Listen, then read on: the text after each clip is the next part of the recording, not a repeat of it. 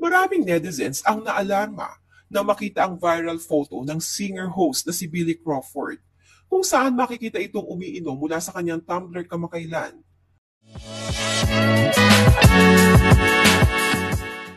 Marami ang nakapuna sa tila labis na pagpayat ng singer kumpara sa mga nakaraang panahon.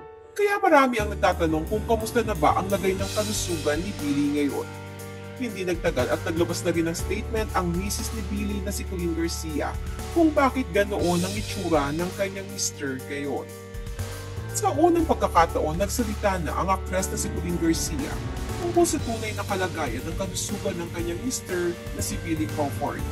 Ito'y matapos kumalat at mag-viral kamakailan ang mga larawan ni Billy na kung saan kapansin-pansin ang labis na pagpayat nito na tila butot-balat na ang itsura.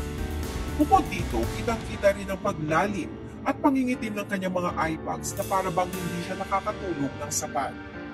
Dahil dito, hindi maiwasan ng maraming netizens na mag-alala sa tunay na kondisyon ng kalusugan ni Billy. Ayon sa mga haka-haka ng netizens, baka may mental health problem daw si Billy. May nagsasabi naman na baka may problema sa pagsasama nila Billy at Colleen, kaya mukhang problemado at stressed si Billy. Hindi rin nawawala ang mga negatibong komento na di umano'y lulong sa bisyo si Billy. Ngunit maring pinabulaanan ni Colleen ang mga hinala at espekulasyon ng netizens tungkol sa kanyang mister. Sa isang ulat, nilinaw ni Colleen na normal na itsura ni Billy ang makikita sa nasabing viral photo.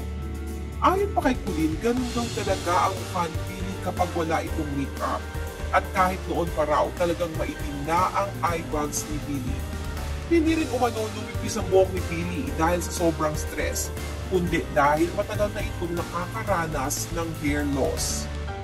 Ani Colleen, there's this viral photo kasi of Billy going around, kaya I felt the need to address it without directly addressing it. Actually, I don't know if you've ever seen him before without makeup, but long before we even started dating, he's always had dark under eye circles and major hair loss na. I wish we had photos from 10 years ago to show na he's always had those dark circles and matagal na siyang walang hair.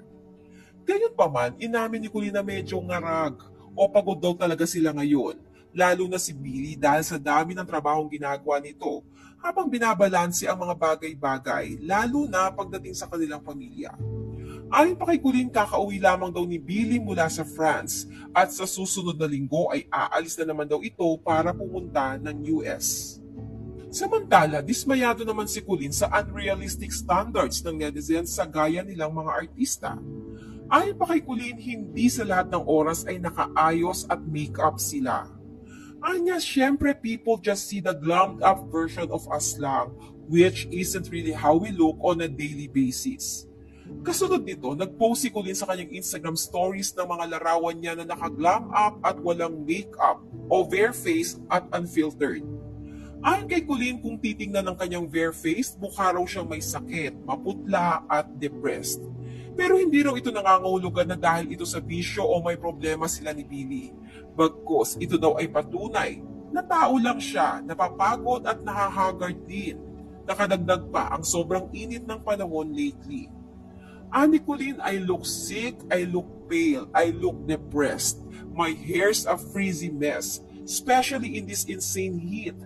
No, it's not cause of bisyo. It's not cause of unbearable stress or marital problems or depression. It's because I'm human. We all are. I break out, I get tired, I am getting older every day. Hinaing ni Colleen, maraming nagko-complain sa unrealistic at filtered images sa social media. Pero kapag ipinakita mo naman ang totoo mong itsura ay ibabash ka naman nila at sasabihan ng hindi maganda. Kaya naman payo ni Colleen sa lahat na hayaan ang iba na maging unapologetically authentic, lalo na sa social media. Anya, anyone can bash, judge, speculate, or we can lessen that and make it safer for people to be unapologetically authentic, because no one should ever have to feel like they need to put on a mask just to be accepted.